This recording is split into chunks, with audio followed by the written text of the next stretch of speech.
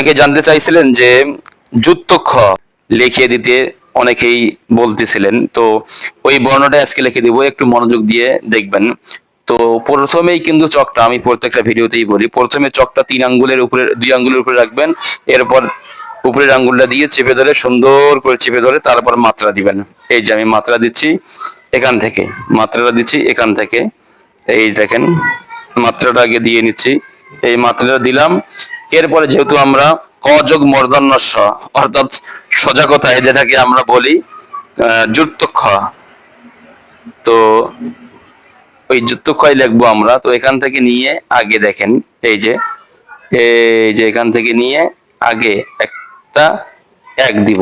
এই যে প্রথমে একটা এক দিব, দেখতেছেন প্রথমে আমি একটা এক দিছি।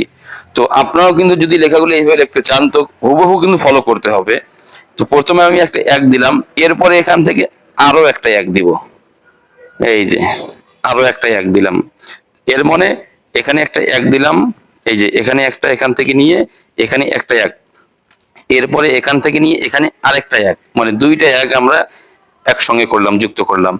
এরপরে এখান থেকে এই যে এইটা দিতে হবে, এইটা এইটা অনেকেই দেখছেন যারা আমার ভিডিওতে। এইটা কি? এইটা হচ্ছে ওই যে ব লেখার সময় যে লিখছিলাম, এরপরে সরল লেখার সময় যে লিখছিলাম, এই যে এই সরল লেখার সময় যেটা লিখছিলাম, এই যে এইটা, এই জিনিসটা, মানে এটা রস্য উকার আর কি, সোজা কথা বলে রস্য উকার। এরপরে এখান থেকে নিয়ে সুন্দর করে, এই যে এখান থেকে নিয়ে চকটা এইভাবে রাখতে হবে, এই যে এইভাবে রাখতে হবে। তো এখান থেকে নিয়ে আবার সুন্দর করে একদম উপর দিক দিয়ে তুলতে হবে, যেহেতু আমার চকটা ভেঙে গেল। এইখান থেকে আবার সুন্দর করে চকটা উপর দিক দিয়ে তুলতে হবে। এই যে এখানে একটু ফাঁকা রাখবো, রেখে এবার চকটা আমরা এইভাবে ধরবো। দেখেন, একটু দেখলে কিন্তু লেখাগুলো শিখে যাবেন ইনশাল্লাহ।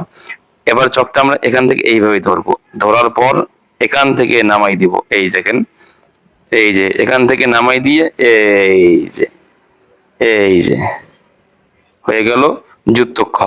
এরপরে যদি এখানে কোনো একটা অন্য কোনো জিনিস লাগাইতে চান, যেমন এখান থেকে আপনি জফলা ব্যবহার করতে চান, তো জফলাটা এইভাবে দিবেন, এইভাবে দিয়ে এখান থেকে নামাই দিবেন।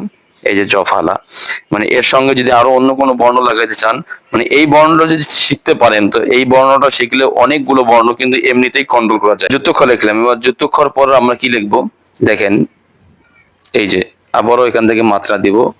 মাত্রা দেওয়ার পর একদম সোজা লেখা একটা দেখাবো, আর একটা আমরা এবার দন্তন্য লিখবো।